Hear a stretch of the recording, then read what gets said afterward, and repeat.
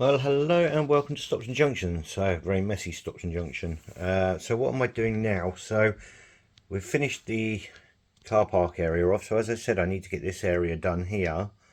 So, I've got a few things to put in and a new product to show you guys, which is, as I said before, it's a product that no one makes and no one that I've noticed models on their layout, which is quite surprising since it's something in every single street in this country, or pretty much every street, not 100%, and you'll see that later. But what I'm doing now, so the first job that I've done is a bit of rewiring for the shop for the lights. So they're all previously were on multiple switches, and as you can see, they've all lit up all the way up to there. That's all on one switch with one wire going to the switch, done in a different way, and I'll show you what that is in a minute. So what we've done here is I've just masked off this area. I do need to mask off that area as well because I don't want to get the paint that I'm going to be using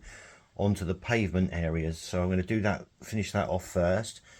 What I've done is, as you can see all the way down, I've painted the road area.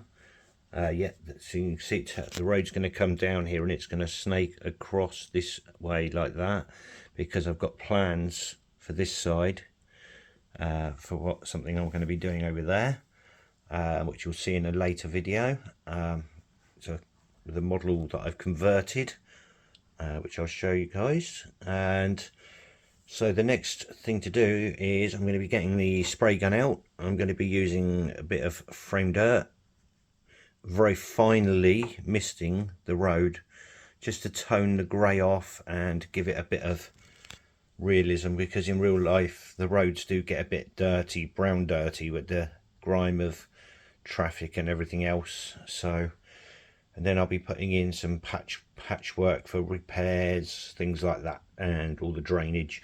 So I had a bit of a boo-boo though, because I've started to put in the zebra crossing, as you can see there, and what I'm using is this scale model railway scenery stencils.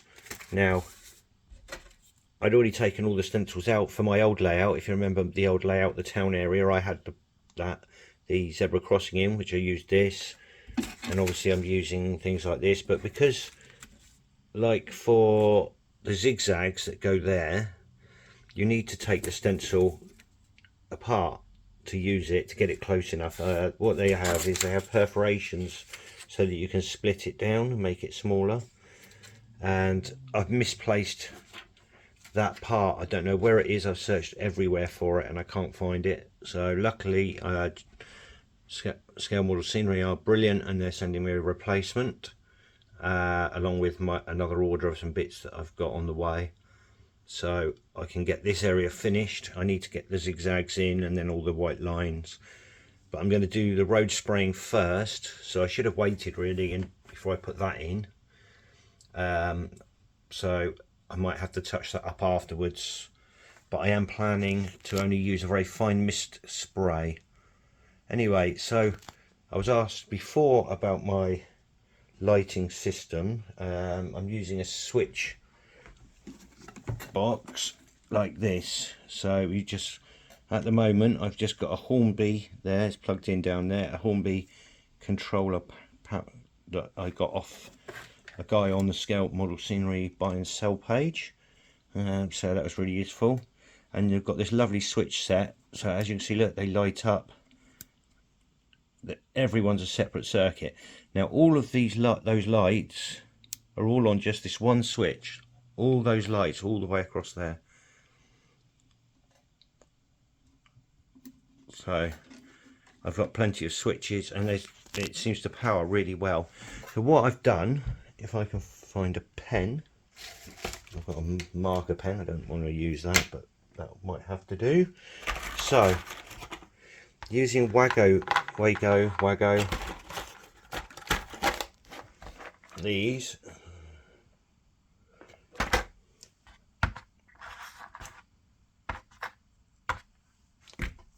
so the switch is there. So what I'll have is a wire coming here like this, and a wire coming here like this.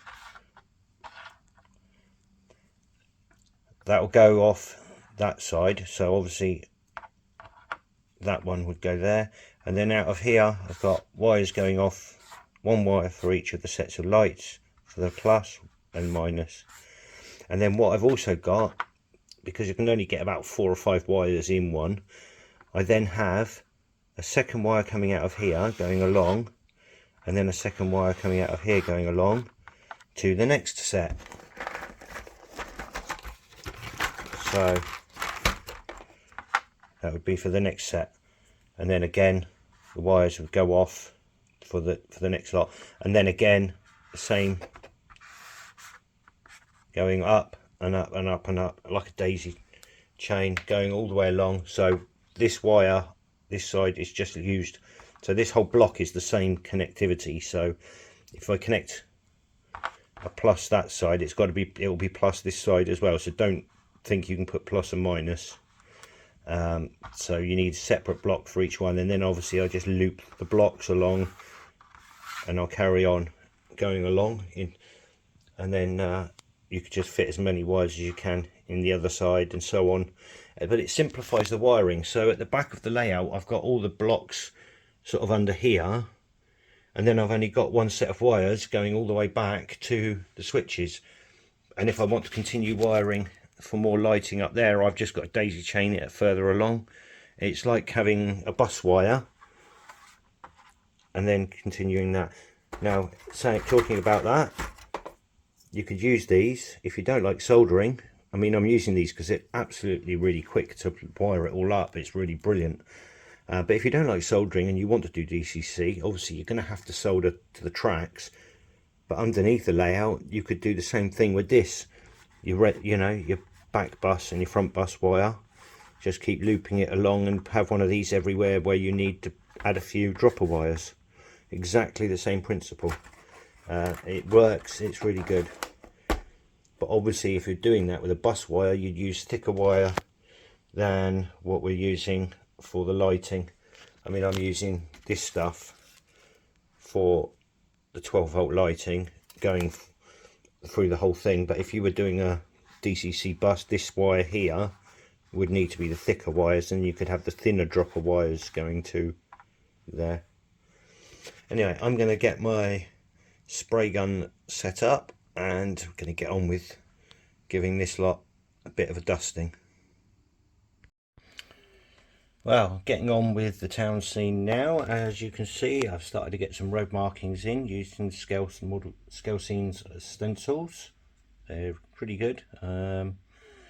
So I've got 2 new products that I'm going to be showcasing in this video. The first one is these, and I know there's another company that makes some, but they sell them in packs of 5 for £1.99, and I'm going to be honest, every shop along here and all the businesses would have one, and I'm going to be doing a load of industrial up that end as well. They would all have alarm systems, and at £1.99 for 5 I can't afford to buy them, and I'm going to be selling these at £3.99 for 20. So that's twice the amount, works out £1.99 for 10. So obviously they won't be painted, but I've just painted these up. There's 4 designs. So there's the round ones, the hexagonal ones, and I've made 2 lots of the square ones, ones without light, alarm flashing lights, and ones there that have got a little light on. My painting's not brilliant, but yeah, so they, on these there is a little line on there that where to paint them. It's for the blue flashing part. So I'm going to fit some of these now along some of my shops and show you what they look like. And obviously it's all these little details that bring a town scene to life, make it look what it should look like. Sorry about the dog barking. We've got builders nearby and they keep banging and she doesn't like it. So anyway, I'll show you them now. So I've started putting the alarms on. One on there, think they look pretty good. I haven't put one on the butchers as people, they didn't want one, but yeah, I think they look really good. They bring out the a bit more realism to the scene, because it's real life. That's what would be on these places in real life. And so that's that for now. I've got to finish putting the zebra crossing in and some more road signs, other bits and pieces, you know, things like drains, that sort of stuff. So it's coming on. Bear in mind, you won't see it as close up because you're going to be stood further back, but it's still nice to have lots of good detail showing in the back scene for realism. It just brings all the scenes to life more. So I'm going to get on and get the next bits done, and I'll show you that in a minute. So time for the big reveal. So I'm sure you can see what it is, but the one thing that every street has, and you can't buy it anywhere, is these telegraph poles. As you can see, it's zooming in on the background, which is a bit harder. So they have the little steps, a little box at the back and the metal ring at the top. Goes down with the cable going down the front as well. Trust me, these were a nightmare to make, design and print. I've had so many problems, but I've finally cracked it. But now they also, what we also have, and zoom in, is the house connections as well, as you can see. So what I'll be doing is selling a pack of 10 of, this blimmin' focus on this is annoying. So it'll be a pack of 10 of the telegraph poles, and comes with 40 of the house connections, and all you need is a bit of like black cotton to string across between them. Now I don't know if it's going to zoom, if it's going to show it. It's a nightmare with the focus on this, sorry about that. Right, so there it is. If I try and find one here, so see if that will focus.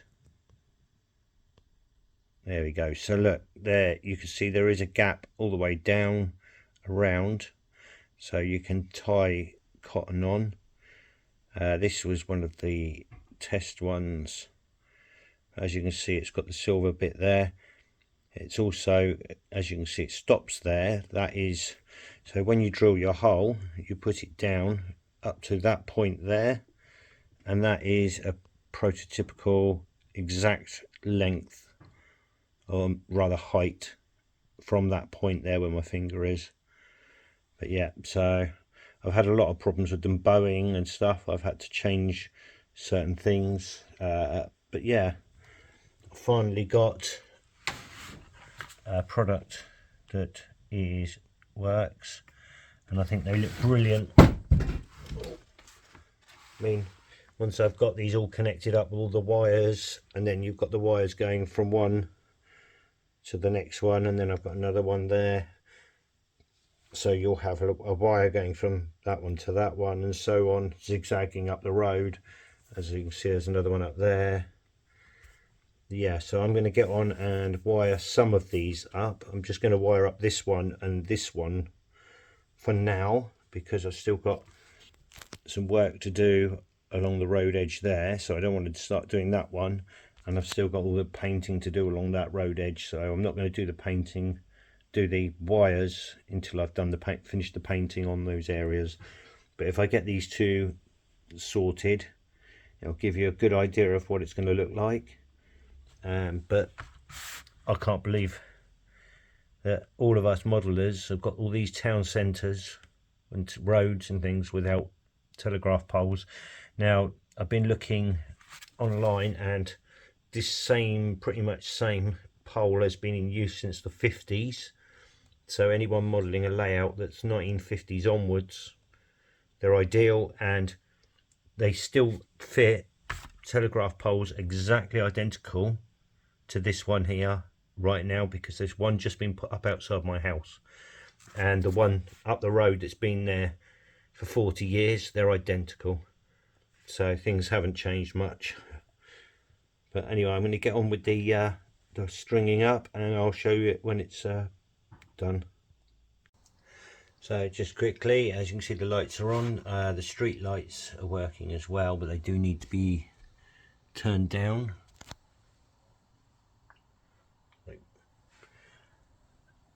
So as you can see, I've put the wires in. I've not done a perfect job on them. There's a couple where I've done them a bit loose, but yeah, I'm quite happy with them. I think they make the street scene 10 times better.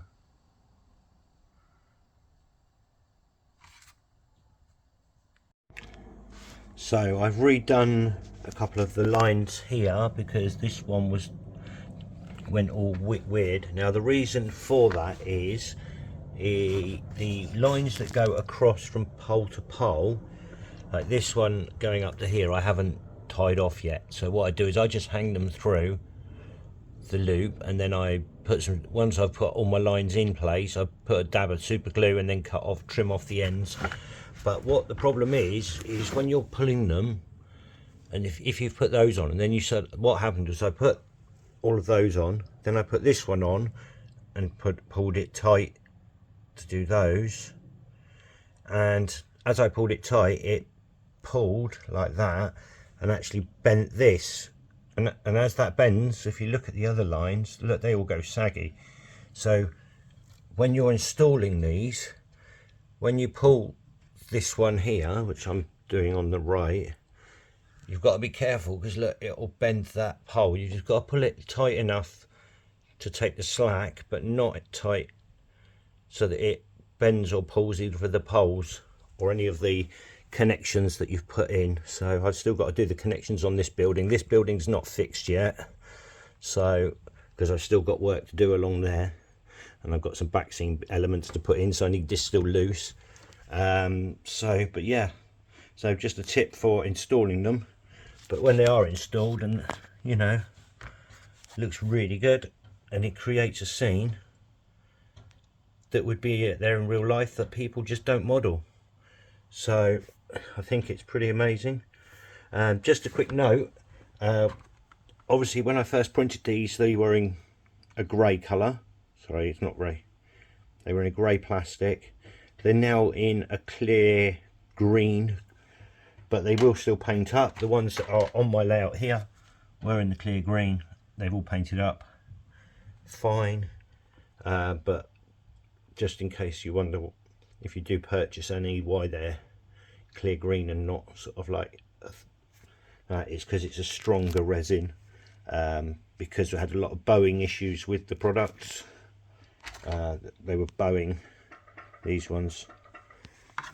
If I put that straight on there like that and that, you can see the bow in it. It's not necessarily obvious, but normal resins were just bowing. Had so many issues. It's taken weeks and weeks of development, changing things, changing settings, resins, all sorts, and modifying the product to actually come to the finished ones, which as you can see are dead straight. They've printed perfectly, and I think they look really good. I'm very happy with them, and these will be going on my whole layout all around all the areas and roads and stuff, because they're the final touch to any road scene, you know. But anyway, if you want some, the link will be in the description. Please be aware you may think they're high priced. They're not. They have to be printed, and they take something like 11 hours to print off a set. So it's not a quick thing.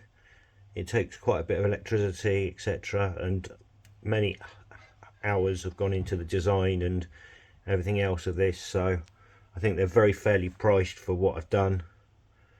And so in a set you'll get 10 of these and 40 of the little connectors, because you'll need one for each building. Every single building would have a connector in. I haven't done that one yet because that's going to be connected to that one there. But yeah, so 10 and 40, so you've got like 4 for each building per post. But obviously some posts like that and there's only got 3, so you'd have a spare one for another area where it may need more, and so on. So anyway, hope you enjoyed the video. I hope you like the new product and design, even if you don't want to buy any. I hope you like the aesthetics of what I've done. So I mean, I did it mainly for myself, but I want to make these available to other people, because I'm sure there's loads of people out there that are going to think, I need this. I know I did. That's why I made them. So anyway, thanks for watching, and I'll see you guys all very soon. Goodbye for now.